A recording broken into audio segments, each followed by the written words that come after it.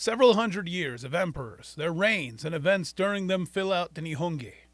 While some of it is simple, the construction of dams, roads, public structures during the reigns of those emperors, other elements are fantastical.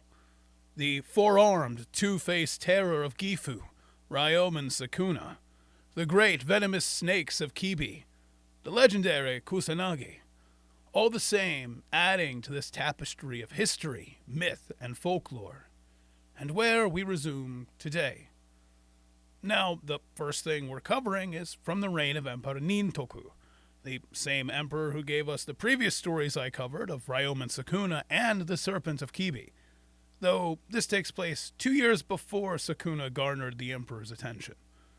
The year, the 62nd year of Nintoku's reign, the imperial prince went hunting in Suke, a valley in Gifu Prefecture. At the time, the imperial prince looked out from the top of a mountain, and in the fields he saw something, and its shape was like a hermitage. Then he dispatched a messenger to look at it. He went and came back, and the messenger said, "It is a shed." Then the prince called the Inaki. This is a title given to one in charge of the rice stores at the time, of Suke, Ohoya Manushi, and asked him, "This thing out in the field, what kind of shed is it?" The Inaki replied, "It is an ice shed." The imperial prince said, "Is it for storage? What do you use it for?" Again, the Inaki replied, "The earth is dug about 3 meters, and above that is covered with grass. We spread chisuki grass thickly, then take ice and put it on top of that. Then in the summer months it still does not melt. The use is that during the hot months we can cool our water and wine." With that information in hand, the imperial prince returned to the emperor with some of the ice and presented it to him. The emperor was greatly pleased. Afterwards, in the last month of the year, they put ice in the shed and began distributing it for the spring solstice. Okay, so why talk about an ice shed? That's pretty boring. That's up there with the foundation of roads and kind of public buildings and tax law.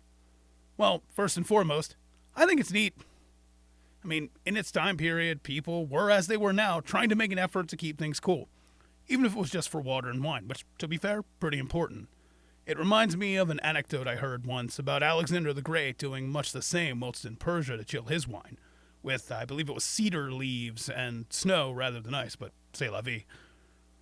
In a more contemporary setting, it has roots that extend forward into today's Japan, specifically in the shaved ice or kakigori, that go all the way back to the Heian era, where preserved ice, likely in an ice shed like the one described here, would be used to serve aristocrats of the day.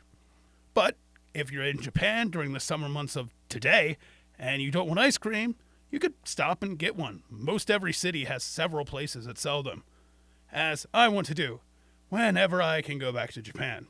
I'd heard so much about ice cream and the flavors and such that kakigori went under my radar. And since this story is being brought out of Gifu, where the folkloric Sukuna is from, and in the imperial court, and thusly all over Japan, I get twofold references here.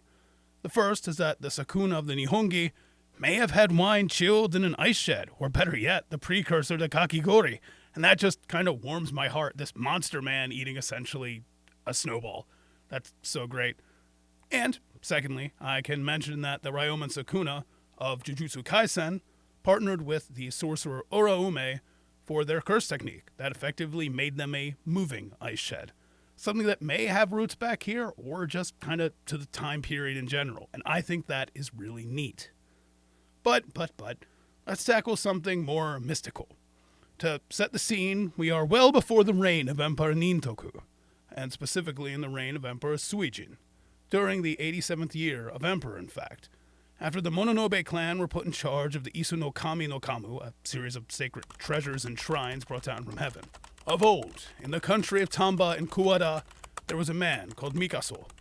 Mikaso's house kept a dog called Ayuki. This dog bit a wild animal of the mountains called Mujina and killed it. Therefore, the wild animal's stomach had an 8-spanned mangatama, a kama-shaped jade bead. Therefore, it was presented, and the jewel is now in the Isu no Kami no Kamomiya, a shrine. What is not to like about this account? It resounds with the charm of a quiet village back in the reign of the 10th Emperor of Japan. There's a magical aspect and a providence provided from the magical.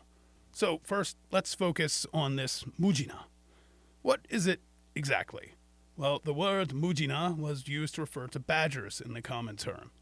But the specificity of the story seems to paint it as some form of magical beast. And there is indeed a magical beast called the Mujina.